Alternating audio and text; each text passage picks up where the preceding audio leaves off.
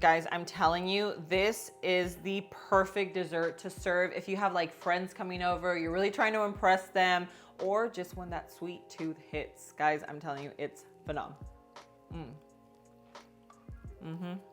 Today we're making tiramisu that's low carb, gluten-free, but it still has all the flavor.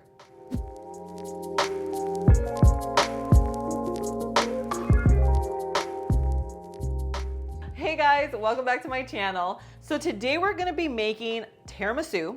Now, usually it is made with Ladyfingers, which of course has gluten. It is full of carbs, full of sugar, because tiramisu is a very sweet dessert. So today we are gonna make a much lighter version. It's still gonna be nice and rich, but it's not gonna have all the sugar and it's not gonna have all those carbs. So the first thing that we're gonna start off with is our cake, because of course that takes a little longer. We're gonna bake this while we prep the rest of the ingredients. So we are gonna toss everything right into our stand mixer. If you don't have a stand mixer, then just use a hand mixer, or even a whisk is gonna work. So the first thing we're doing is creaming our butter. Now, I did accidentally completely melt my butter. It cannot be melted because you want it to be nice and fluffy. So you need softened butter, okay? Softened butter is what we're going for.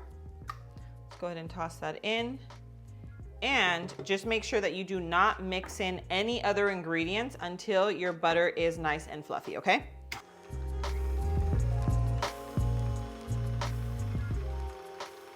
Okay, so now we're gonna go ahead and add in our sweetener. And we're gonna cream these two together before we add in the rest of our ingredients. With the butter and sweetener, you just wanna make sure that it's nicely combined. So now we can add in the rest of our ingredients. Go ahead and toss in our eggs. So we have our eggs, a little baking powder. We have our coconut flour. So in this recipe, I use both coconut and almond flour. If you just wanted to use almond, I will leave the conversions down below, because coconut flour and almond flour are never ever a 1-to-1 ratio. Coconut flour is a lot more drying, okay? But for the texture of this cake, it just turns out better with both. That's why I use both. We have a little bit of almond milk and our vanilla extract. And now we're just gonna mix this together and we will transfer it to our dish and get it in the oven. Okay, so now we're gonna use a cookie sheet to place our batter in. And the goal here is to just get a nice thing, kind of like a sheet cake, because we want a nice thin layer of cake for this dessert, okay? So I'm gonna place some parchment. Let's go ahead and pour in our cake batter. Now let's just go ahead and spread it thin. You just want a nice thin layer. We're gonna end up cutting this and you'll see how I do it. Okay, so I just spread this nice and thin. I just tried to make it as even as I possibly could. And now you just wanna make sure that your oven is preheated to about 350 degrees, and we're gonna cook this for about 15 minutes. So I will show you the color and what it should look like once it's done. All right guys, I'm gonna do a little water break while that is in the oven. You guys know I struggle to stay hydrated and drink water. I don't like plain Jane water, so Element always comes through. The mango chili is everything, I'm telling you. It's literally reminds me of the paletas.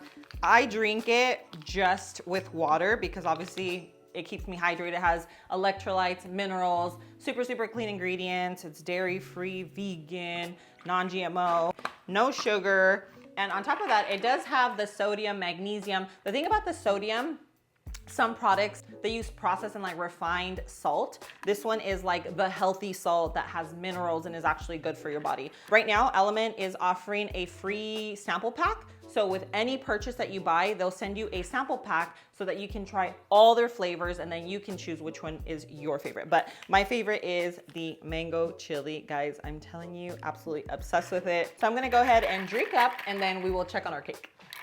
All right, guys, so our cake is all done. This is what it's gonna look like. So as you can tell, the edges are barely starting to brown, which is perfect. So I'm gonna go ahead and set this aside. Meanwhile, we're gonna move on to our whipped cream. All right guys, so I am drying this up because I put a few ice cubes in here.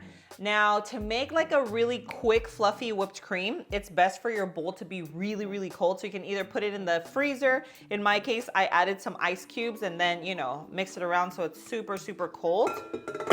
So here we have some heavy whipping cream. We're gonna toss this in.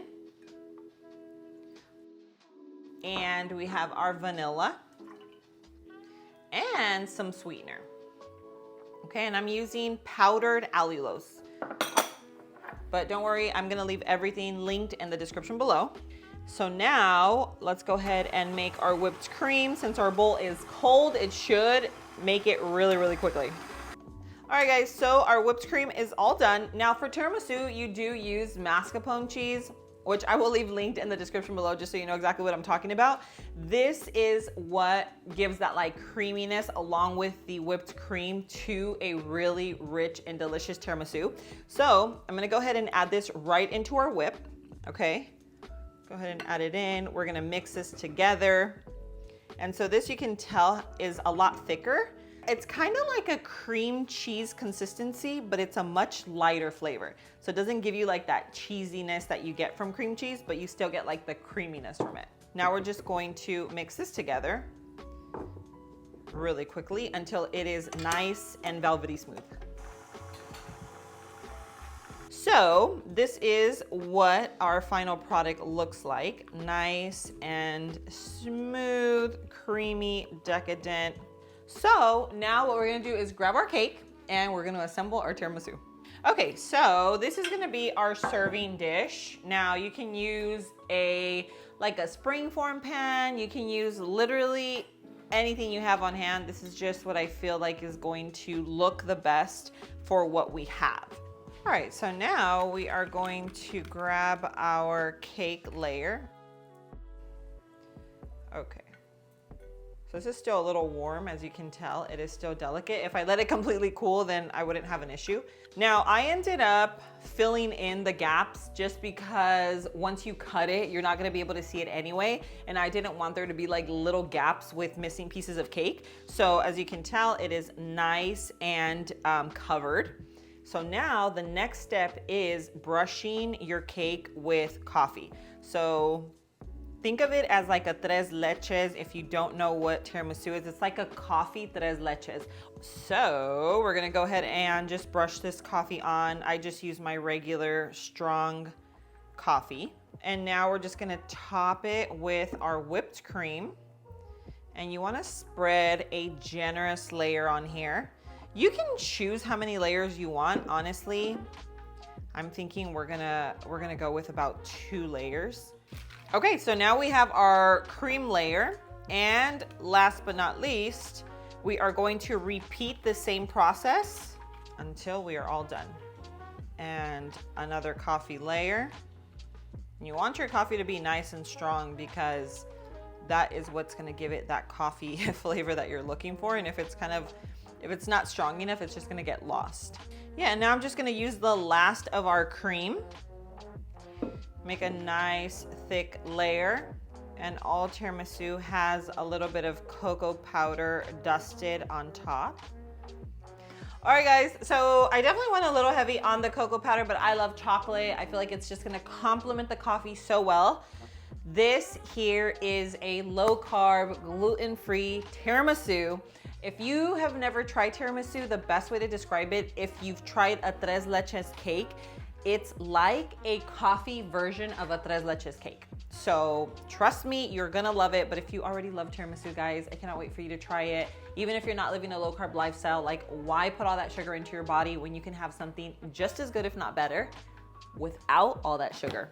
All right, guys, so only one thing left to do, and that is to taste. Okay, so look at these layers. I feel like they are perfect. Once you place this into the fridge, then obviously the creamy layer will get a little more solidified. Right now, obviously, everything just came out. It is still gonna be just as delicious. If you make this, you'll be able to serve immediately, but I'm just letting you know, you can chill it, put it in the fridge, and then serve it that evening, the next day, whatever you prefer. But let's go ahead and give this a taste and see how it all turned out. And let's go.